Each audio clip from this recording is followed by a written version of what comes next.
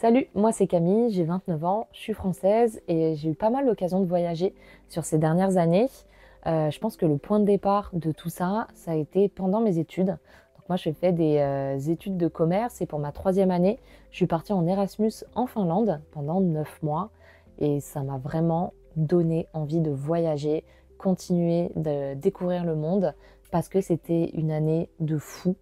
J'ai pu rencontrer des gens de toute l'Europe, me faire des potes de malades, des potes qui sont encore mes potes aujourd'hui alors que ça fait quelques années que je suis rentrée. J'ai pu apprendre l'anglais, découvrir la Finlande, découvrir des pays autour de la Finlande. Donc vraiment une année de malade. Et suite à ça, j'ai voulu rester dans le côté un petit peu international. Donc j'ai fait des études en commerce international. J'ai travaillé dans une entreprise internationale aussi où je parlais anglais. Et après avoir bossé un petit peu, je suis repartie à l'étranger, cette fois-ci en Australie. Donc pas le même climat que la Finlande, mais j'y suis allée cette fois pour travailler et pour voyager un petit peu plus. Et là, du coup, je suis de retour en France pour me poser un petit peu.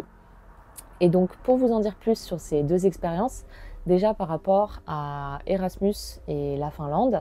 Donc, pour partir en Erasmus, moi, j'ai été beaucoup accompagnée par mon école, que ce soit sur le côté administratif, inscription, choisir ses cours, les bourses Erasmus aussi pour avoir une aide de financement quoi, pour partir à l'étranger, mais aussi choisir un logement.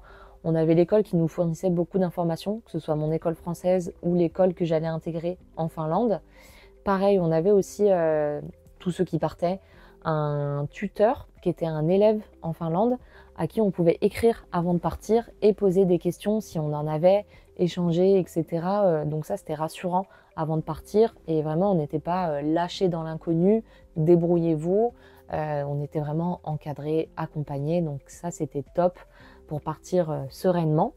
Et pareil, à l'arrivée, tout de suite intégré, tous les étudiants, donc on était un groupe de 25-30 étudiants qui venaient d'un peu partout dans l'Europe.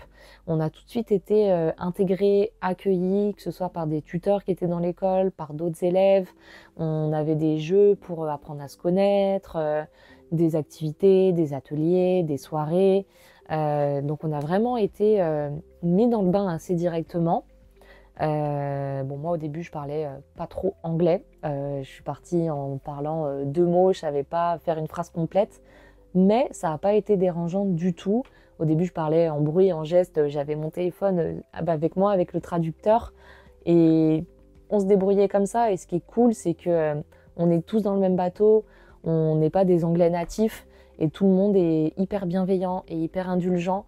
Ils te tiennent pas rigueur quoi, si tu fais des erreurs, si tu te trompes dans les phrases, etc. Donc vraiment, si vous parlez pas anglais et que ça vous bloque à partir, ne vous bloquez pas et osez partir. C'est comme ça qu'on apprend. Moi, c'est au bout de 3 semaines, un mois, je pense que j'ai pu avoir une vraie conversation et être un peu plus à l'aise.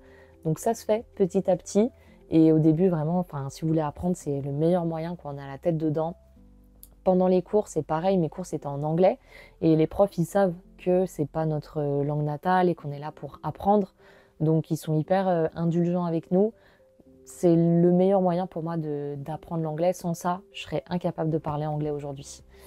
Niveau préparation à faire, des habits, etc. Par exemple, parce que la Finlande, ben, c'est un pays, le climat c'est pas le même qu'en France. Moi, je suis partie avec des habits d'hiver que j'avais déjà en France, quoi. J'ai rien racheté de plus de particulier. J'avais mon gros blouson, des gros pulls, un legging à mettre en dessous du pantalon et c'était parti, quoi. J'ai juste racheté des chaussures qui étaient plus adaptées une fois que j'étais en Finlande. Mais à côté de ça, rien de choses, rien de particulier, quoi. Ce qui était cool aussi, c'était qu'on n'avait pas beaucoup de cours. Comparé à la France, en tout cas, ma troisième année d'études était beaucoup plus chill en Finlande que si je l'avais fait en France, je pense. Et du fait qu'on n'avait pas beaucoup de cours, on avait beaucoup de temps libre pour pouvoir visiter le pays. Et ça, c'était top. Pareil, bah, comme je vous disais, on a plein de potes. Le groupe d'Erasmus, on est rapidement très soudés. On est un peu comme une grande famille parce qu'on passe tout notre temps ensemble, on va à l'école ensemble, on habite tous au même endroit. Et du coup, on part aussi en excursion tous ensemble pour découvrir la Finlande. Donc j'ai pu aller à Helsinki, la capitale du pays, J'ai pu aller en Laponie, au nord du pays, là où il fait vraiment bien froid, bien nuit, là où il y a le village du Père Noël.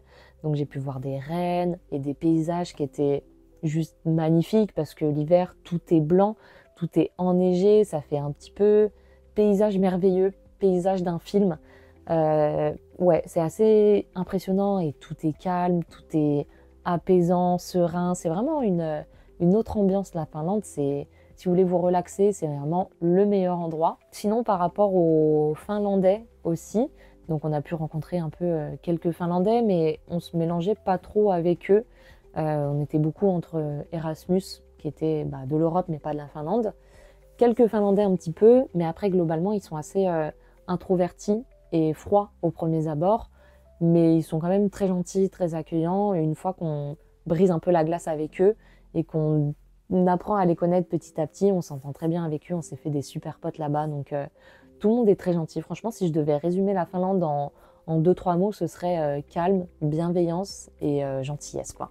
Pour parler de l'Australie, donc cette fois-ci, j'étais partie, j'étais un petit peu plus âgée. Je suis partie à 28 ans alors que la Finlande, j'en avais 21. Et cette fois-ci, j'étais partie dans l'optique de découvrir un nouveau moyen de travailler et découvrir d'autres mentalités, d'autres manières de penser et d'autres manières d'être. Donc j'avais fait un PVT, c'est un permis vacances-travail, c'est un type de visa qui te permet de travailler et de voyager dans le pays. En anglais, ça s'appelle Working Holiday Visa. C'est un visa de 1 an qu'on peut renouveler sous certaines conditions. C'est si on bosse un certain nombre de jours dans certains types de travail, on peut renouveler notre visa une 2e année et pareil une 3e année sous certaines conditions. Donc moi je suis arrivée là-bas toute seule, j'étais partie en solo et je me suis tout de suite fait des potes. Je suis allée en auberge de jeunesse, ça c'est vraiment un super moyen de rencontrer du monde si on est tout seul. Pendant toute mon année là-bas, j'y suis restée 9 mois. Il n'y a pas une seule fois où je me suis sentie toute seule, pas une seule fois où j'ai ressenti de la solitude ou j'étais toute seule dans mon coin. Il y a toujours des gens qui sont venus vers moi pour me parler.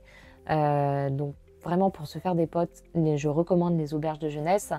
Moi je sais que je suis un profil assez introverti. J'ai du mal à aller vers les autres aux premiers abords. J'ai besoin aussi de beaucoup de temps toute seule pour recharger mes batteries. Et malgré ça, j'ai toujours rencontré du monde et je me suis toujours fait des potes parce qu'il y a plein de gens qui sont hyper ouverts, qui viennent vers toi facilement, donc c'est très facile de rencontrer du monde.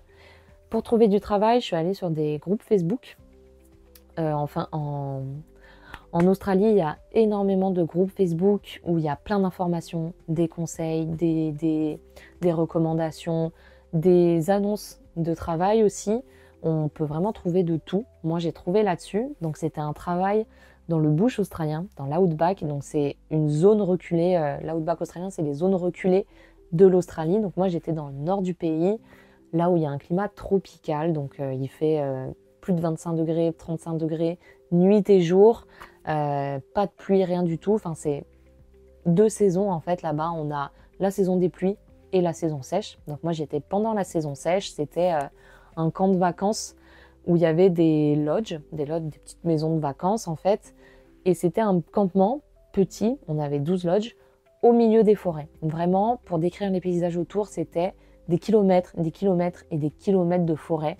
Le village le plus proche était à 25 minutes de voiture, sinon c'était que de la forêt. Donc là, c'était l'immersion totale, j'avais vraiment l'impression d'être un peu l'âme d'une aventurière australienne. J'étais au milieu des oiseaux, il y avait des serpents. Les oiseaux, c'était des oiseaux carnivores à qui on donnait de la viande pour les nourrir. Moi, j'avais jamais vu ça de ma vie. Il y avait des petites grenouilles un peu partout. Sur nos jours de repos, on allait pêcher. Donc j'allais sur la rivière, il y avait des crocodiles, on pêchait les gros poissons, etc. J'avais aussi le chapeau un peu de cow-boy. Enfin, vraiment, c'était immersion totale. Donc j'ai pu découvrir ce que c'est de travailler en Australie dans des zones comme ça, mais aussi la mentalité australienne. Tous mes collègues, c'était des Australiens et eux, ils sont très chill. Vraiment, ils se prennent pas la tête. Contrairement à nous les Français, alors vous je sais pas les Belges, mais en tout cas les Français, on râle beaucoup, ça se plaint souvent, c'est pas content, etc., etc. Vraiment, les Australiens c'est l'opposé. Y a un truc qui va pas, ils se disent tranquille, c'est pas grave, demain ça ira mieux. Et ils laissent beaucoup couler en fait. Ils se prennent pas la tête, c'est tranquille. Et il y a vraiment cet état d'esprit que j'ai retrouvé dans tous les endroits où je suis allée en Australie. C'est peut-être parce que c'est ensoleillé aussi, je sais pas, mais il y a vraiment une vibe détente, chill. Après, ça bouge beaucoup, surtout quand on est en PVT, on a tendance à aller un peu partout, on veut tout visiter, on veut tout voir, tout le monde bouge autour de nous, donc ça nous incite aussi à bouger. Donc c'est cool, ça permet de voir plein de choses dans le pays. Moi, je sais qu'après avoir travaillé, donc j'ai pu économiser pas mal de sous d'ailleurs parce que j'ai été nourrie, logée dans ce travail et j'ai gagné à peu près 14 000 $, donc c'était l'équivalent de 8-9 000 euros en 3 mois, qui était du coup tout dans ma poche parce que j'avais zéro dépense pendant ces 3 mois. Donc j'ai pu faire un road trip sur toute la côte est en Australie et là j'ai vu des paysages vraiment de malades mentaux. Par exemple la grande barrière de corail, j'ai fait un petit vol au-dessus et une petite croisière sur un catamaran de 2 jours et c'est des paysages qu'on n'a pas l'habitude de voir, que moi j'avais jamais vu de ma vie, de l'eau bleu turquoise, du sable blanc, vraiment j'ai même pas les mots pour décrire tellement c'était beau. Et ça c'est cool en Australie, c'est que il y en a pour tous les goûts. Il y a de l'eau turquoise, il y a des forêts vertes à perte de vue, il y a des déserts un peu plus jaunes, il y a du orange, il y a plein de couleurs, plein de types de paysages, que ce soit du tropical, du désert, de la plage. Il y a de quoi faire. Pareil, niveau ambiance, il y a des plus petites villes, il y a des grosses villes comme Sydney par exemple. Sydney aussi, ville de fous. C'est une grosse ville, mais pareil, c'est très chill. Donc il y a plein d'ambiance et ça, c'est vraiment le top. L'Australie, je recommande pour ça, c'est que on trouve toujours un truc qui va nous correspondre. On peut trouver du travail, on peut se faire des amis facilement. C'est accessible en fait. Pour un premier voyage, il n'y a pas non plus de gros choc culturel. C'est assez facile, entre guillemets, d'aller là-bas. On s'intègre facilement, ça bouge et il y a plein de possibilités. Donc l'Australie, pour ça, c'est top. Et globalement, là, avec le recul, ces deux expériences, que ce soit la Finlande ou l'Australie, ça m'aura vraiment aidé à élargir mes horizons, en fait, et de voir qu'il n'y a pas qu'une seule manière de vivre, il n'y a pas qu'une seule manière de penser, il n'y a pas qu'une seule manière d'être, tout simplement. Et c'est hyper enrichissant, surtout quand on est jeune, qu'on ne sait pas trop peut-être où aller ou qui on est. Bah là, on se rend compte que, ah ouais, bah tiens, il y a lui qui fait ça comme vie. Ah bah tiens, il y a ce pays, il fonctionne comme ça. Ah bah ça, j'aime bien, ça, j'aime pas. Et on rencontre plein de gens aussi qui sont super inspirants dans les voyages comme ça. Et ça permet de découvrir d'autres choses en fait et de savoir vers quoi on veut aller un petit peu plus. Et ça permet aussi franchement d'en prendre plein les yeux, de découvrir des paysages de malades et de vivre des expériences qui nous marquent à vie. Donc si je peux vous donner un conseil, c'est vraiment posez votre cerveau si vous avez envie de partir et partez. Au pire, si ça se passe mal, vous rentrez. Prévoyez la petite somme d'argent nécessaire au cas où ça va pas du tout et vous rentrez. Mais sinon, foncez, foncez, foncez. Même si c'est 2 semaines, 3 semaines, 1 mois, 1 an, 2 ans, peu importe. C'est vraiment des expériences qui marquent à vie. Moi, ça fait que je suis la personne que je suis aujourd'hui. Pareil, j'ai lancé un podcast où j'interviewe des personnes qui sont parties vivre dans d'autres pays. Donc c'est hyper inspirant, hyper enrichissant. Ça me fait toujours voyager un petit peu, même si j'habite aujourd'hui en France. Donc un voyage en fait vous ouvre plein de portes derrière, des rencontres de fous et des souvenirs qui resteront à vie dans votre mémoire.